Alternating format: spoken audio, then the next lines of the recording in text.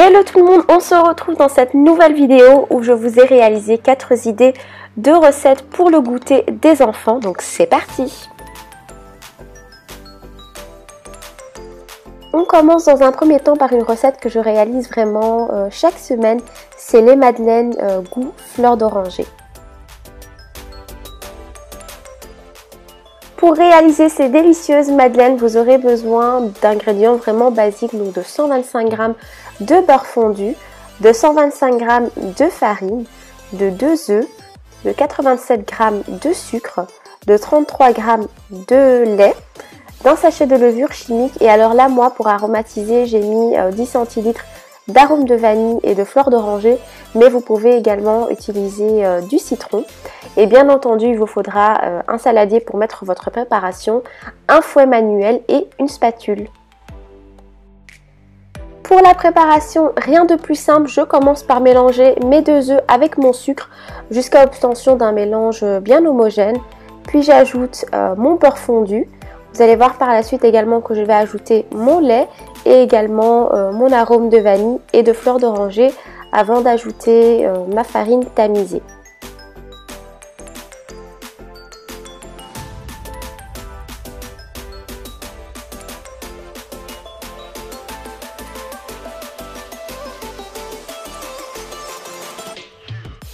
On mélange bien le tout jusqu'à obtention d'une pâte vraiment lisse et sans grumeaux. Et après, je vais tout simplement filmer le tout et réserver au frais minimum 2 heures. C'est ce qui vous permet d'avoir la petite coque sur les madeleines.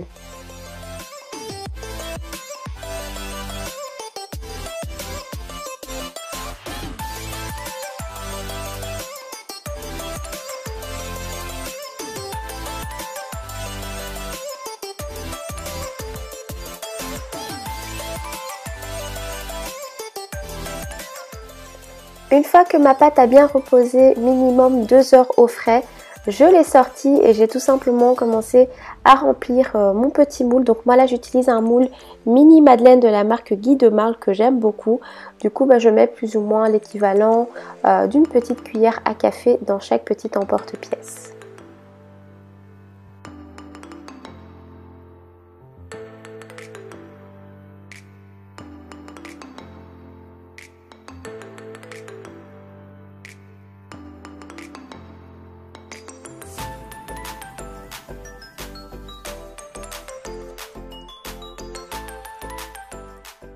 Et une fois que j'ai terminé de remplir mes petits moules, je les ai mis au four durant 9 à 10 minutes dans un four préchauffé à 180 degrés.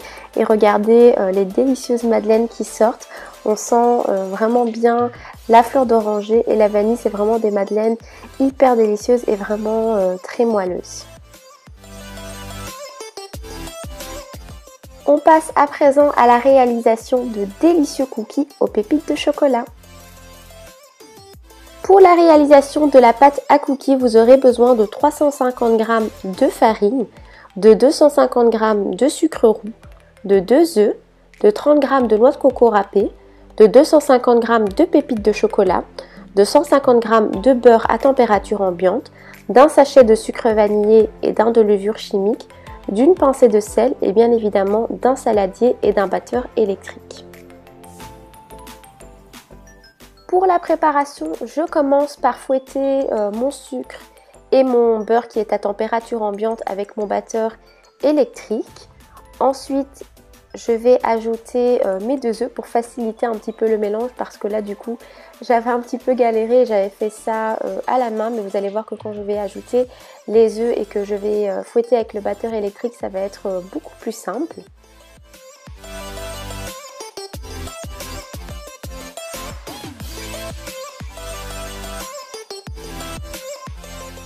Ensuite, j'ai ajouté mon sachet de sucre vanillé et ma noix de coco râpée.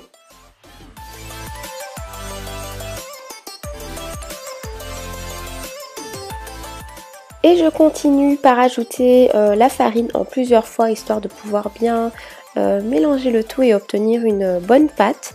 Du coup là j'ai fait ça petit à petit et j'ai également ajouté par la suite mon sachet de levure chimique et ma pincée de sel.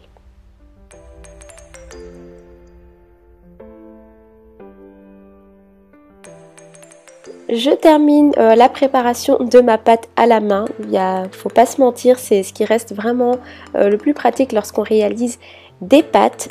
Du coup là, j'ai vraiment bien tout mélangé et j'ai terminé par ajouter mes pépites de chocolat.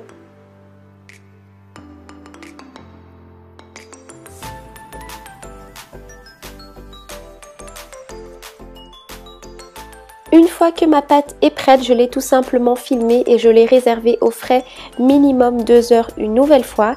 Et puis après 2 heures de temps de pause minimum, moi je l'ai sortie du frigo et j'ai tout simplement réalisé mes cookies. Donc juste avant, j'avais filmé ma pâte en petits boudins. Je l'avais fait un petit peu très grosse. Du coup, là, j'ai reformé mes petits cookies donc à l'aide d'un couteau.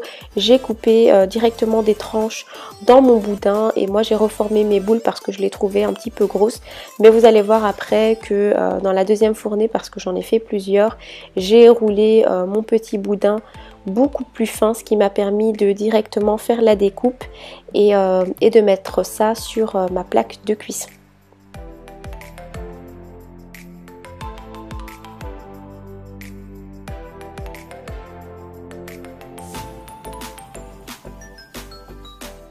Donc voilà, là comme je vous l'ai dit, j'avais roulé mon deuxième boudin beaucoup plus fin pour la deuxième fournée, ce qui m'a permis en fait de juste découper mes tranches et de placer ça sur ma plaque de cuisson. Dans ces images-ci, j'avais complètement oublié de vous montrer en fait les cookies qui sortaient du four, mais dans tous les cas, vous aurez pu voir les visuels du résultat final. On passe à présent à la réalisation d'un cake à la vanille que moi j'ai décoré avec du chocolat et des framboises.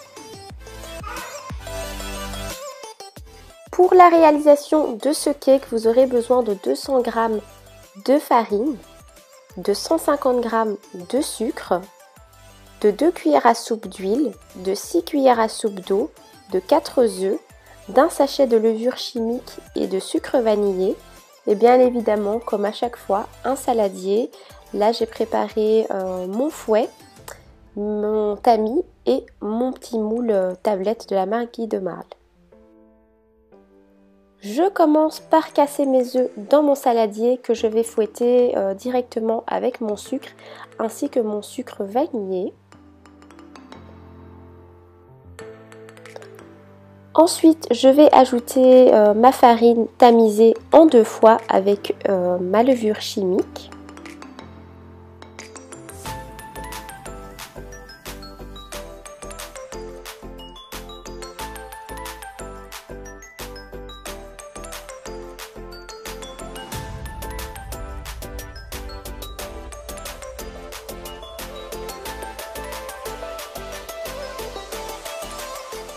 Puis je termine par ajouter mon eau et mon huile pour pouvoir faciliter le mélange.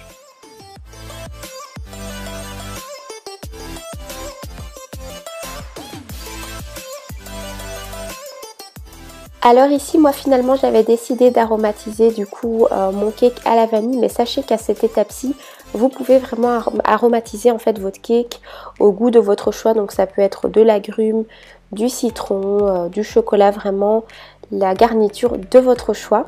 Et du coup là j'ai tout simplement placé ma préparation dans mon moule. Donc comme je vous l'ai dit, moi ici c'est un moule tablette de la marque Guy de Marle que j'aime beaucoup pour les cakes puisque ça fait un petit décor tablette super joli.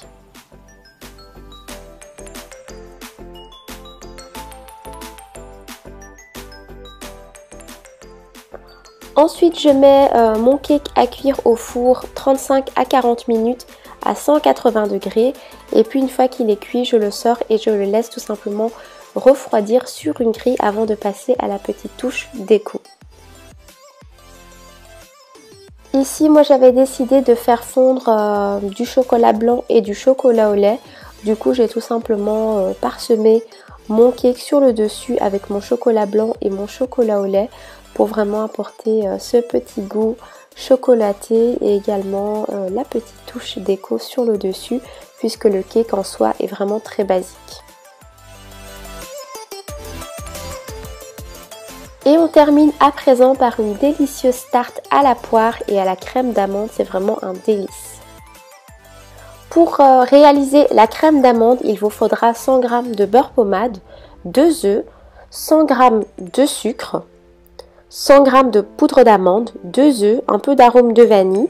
Et moi là j'ai pris une pâte brisée du commerce, mon moule à tarte, mon saladier avec ma petite spatule. Et là moi j'ai décidé de pocher mes poires moi-même. Donc j'ai pris 3 poires, un peu d'arôme de vanille, du sucre vanillé, de l'eau. Et dans ma casserole là j'avais déjà du sucre en poudre. Cette recette va se faire en 2 étapes puisque moi ici j'ai décidé de pocher mes poires moi-même. Après vous pouvez très bien les acheter toutes faites, il n'y a aucun souci. Mais du coup moi là dans une casserole j'ai mis à bouillir du sucre avec mon arôme de vanille, mon sucre vanillé et de l'eau. Et j'ai commencé tout simplement à éplucher mes poires. Donc là j'ai retiré la peau et vous allez voir après que je vais tout simplement les couper en deux et retirer les pépins à l'intérieur.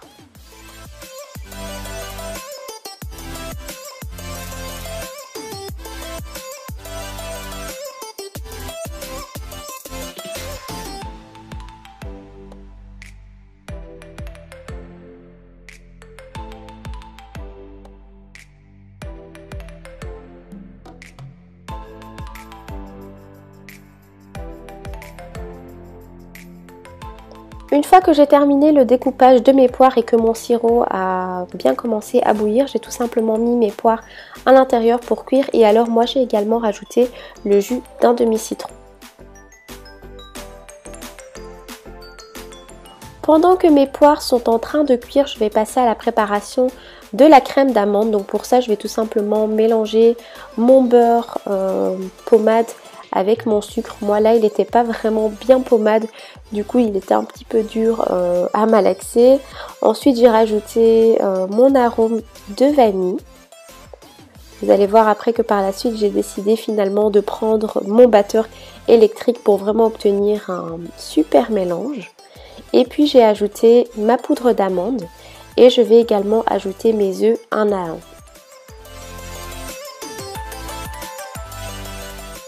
Et je continue à fouetter le tout jusqu'à obtenir une crème vraiment bien lisse et onctueuse.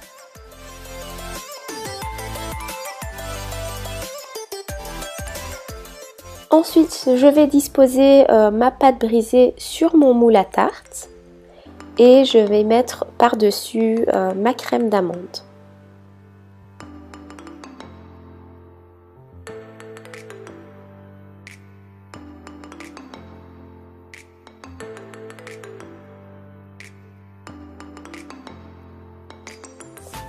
J'ai bien étalé le tout et alors pour vraiment obtenir une jolie tarte, j'ai tout simplement rabattu les petites extrémités vers l'intérieur.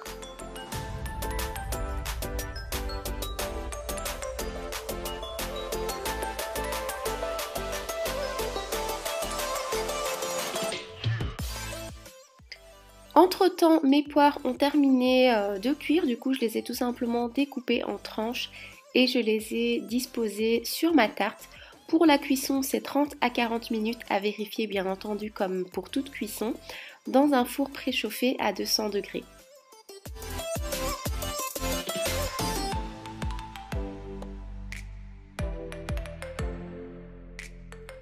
Et c'est sur ces belles images de ma tarte en réalisation poire et crème d'amande que je vous dis à très bientôt pour une prochaine vidéo, en espérant que celle-ci vous aura plu comme toutes les autres et je vous fais plein de bisous.